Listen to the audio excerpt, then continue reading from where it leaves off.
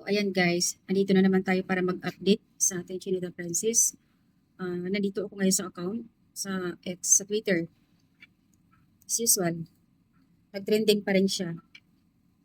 Ayaw pa rin tantanan ng mga netizens, so mas lumala. Grabe ha, pambabati ko, sobra talaga. Pero wala, ayon nga kay Kim Chiu, sanay na ako sa pambabash. Kahapon may ganap ang Kimi nasa Pure Gold. So kung makikita niyo sa video, ang daming mga fans. Sigaw na sigaw sila, Kimi, Kimi picture. Doon sa comment ng isang netizens. Kahit marami pang ganap yan, wala namang susuporta sa kanya. Sabi ko, panoorin mo ang video kung saan nandoon si Kimi sa Pure Gold. Sobrang daming mga fans. Kung walang magsusuporta sa kanya, edi sana kahit isa walang nagsusuporta sa kanya doon. Yun pinangungunahan nyo kaagad. Grabe. Nakaka-dismaya, nakaka-stress talaga. Sa kanya pagtitrending dito, iba-iba yung mga comment ng mga netizens. Parang yung iba nagpapaipal, yung iba talaga gusto lang mambabash, walang tigil, parang gusto nila siraan talaga. Yung iba naman build the belt.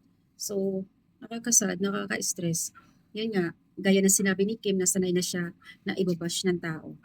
Pero, yun nga, sabi nga natin, kahit anong ibabash nyo sa akin, tanggap naman niya, wala nang problema kasi opinion din ng mga tao na magbabash. Like, sa ginawa ni Kim na nagbigay opinion din sa nangyari. So, binigyan nila kaagad ng kung ano-anong mga pang sinasabi nila. O, di ba? Halos, ayan, nag-post na nga ang ABS-CBN, Star Magic, kung ano-ano pa na, yun nga, about kay sa pagtitrending ni Kim Cho. Pero, ang lahat ng mga kapamilya, lahat ng mga, kahit sa GMA, all the way support din sila kay Kim Cho at sa ibang mga station. So, yun nga, ang sabi nila, hayaan na lang, wag nang patulan. Eh, yun yung ugali ng mga Pilipino, ng mga netizens, lalo na ay against sila sa isang artista, talagang grabe pong makabash sila eh. Kaya lang, ito lang ang masasabi ko, kumusta naman ang buhay ng mga nambabash? Eh yung binabash nila eh hayahayang buhay. Diba? Tuloy-tuloy ang trabaho. Dumadami. Kanina may post si Kim Chiu sa kanyang IG story. Saturday endorsement shoot. I don't know kung ano yung another endorsement na naman si Kim Chiu. So, yun na nga yung sinasabi natin, di ba? The more na binabash, dumadami ang kanyang blessing na dumating. Kaya, kung ako pa sana sa ibang mga netizens against sa ah, kay Kim Pao, against doon sa Kim Pao o kaya sa ating Chinita Princess, kung ako pa sa inyo, wag na kayo magbigay ng pambabash. Wag na kayo makikisaw-saw mambabash na hindi mo rin alam ang buhay ng isang tao. Kung sabi nga nung isang nagko-comment, ang lala mo mambabash below the belt kay Kim Chiu. Eh ikaw kaya, ate, kumusta ang buhay mo? Kung makapagsalita ka kay Kim Chiu, wagas. Ay yung taong binabash mo. Siguro nga, baka isa ka doon na humihingi ng tulong sa Showtime. Kasi si Kim Chiu sa Showtime lagi nagbibigay ng pera pag may humihingi doon. Oh. Kaya, Diyos ko po, pag iisipin mo talaga, yung paulit-ulit nilang sinasabi, nakaka-stress. Pero yun nga, sanay na tayo sa pambabash doon sa kanila. Kung ako pa, mm, yung pati yung sa Alibay, ayan, pati director, dinadamay nila, kaya daw di tumaas yung ratings nila, kay Keisho hindi daw maganda yung pag yung storyline, mismo yung director.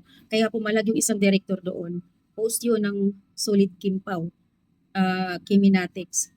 Grabe naman kayo ayon sa kanya, pati naman yung sa series nila na Alibay, pati director dinadamay nyo pa. Huwag kayong ganon. So, ayan lang guys ang update. Panalangin na lang natin na matapos-tapos ang issue na sana itigil na.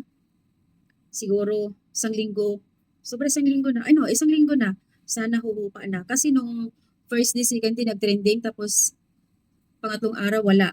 Tapos pang-apat, wala. Tapos ngayon, nag-trending uli siya. So habang tumatagal yung araw, grabe yung pambabatikos nila kay Kimi. Sa dami-daming mga artista na nagbibigay ng opinion, hindi man lang nila binabash, si Kim Chiu lang talaga as in. Para magsanay sila magbabash kay Kim Chiu. No? Favorito nila si Kim Chiu ibabash eh. Favorito nila si Chinita Princess na ibabash nila. So, katulad nga sinasabi ng mga sa ibang mga Kim Pao fans, tama naman, yung taong binabash nyo, dumadami yung blessing sa kanya. Eh, kumusta naman ang buhay niyo? Kawawa naman kayo. Doon sa isang netizens, baka nga isa ka doon na nanghingi ng tulong doon sa Showtime, kung makapagsalita ka, wagas, di ba? Kaya huwag kayo magsalita ng hindi patapos, lalo na yung below the belt na pinagsasabi nyo kay Gemcho, hindi maganda yan. Kung kayo ang babalikan, kawawa kayo.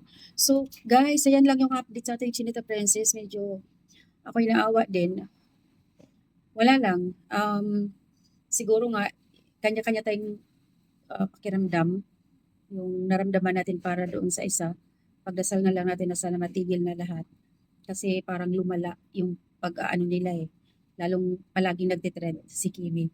So pagdasal na lang natin na sana si Paolo tahimik man, hindi siya nagbigay komento. At yung iba, ayun, si Bella Padilla nagsalita rin. At saka si ang Vicky, si Angelica, yun nga, sabi nga nila na doon sa isang post na bakit bawal ba magbigay ng opinion? Kailangan ba mag-aaral ng lawyer para lang doon sa sitwasyon na ganun? Kasi doon sa isang post, kailangan mag-aral ka muna ng law bago ka mag-post. Kailangan pa ba yun? Yung magbigay ka ng opinion, kailangan pa pag-aaralan pa ng law? Eh, di ba? Ang dami-daming nagbibigay opinion doon. Nag-aaral ba ng law ng mga yon? Gusto lang talaga nila ibabash si Kim Cho. Yun lang yun. Parang nasanay na sila mababash. So, yan lang guys ang update. Medyo na-stress ako. Yun nga, sana matigil na ang issue para kawawa naman yung isa. Alam kong hindi pa siya nagsasalita. Alam kong deep inside na stress din.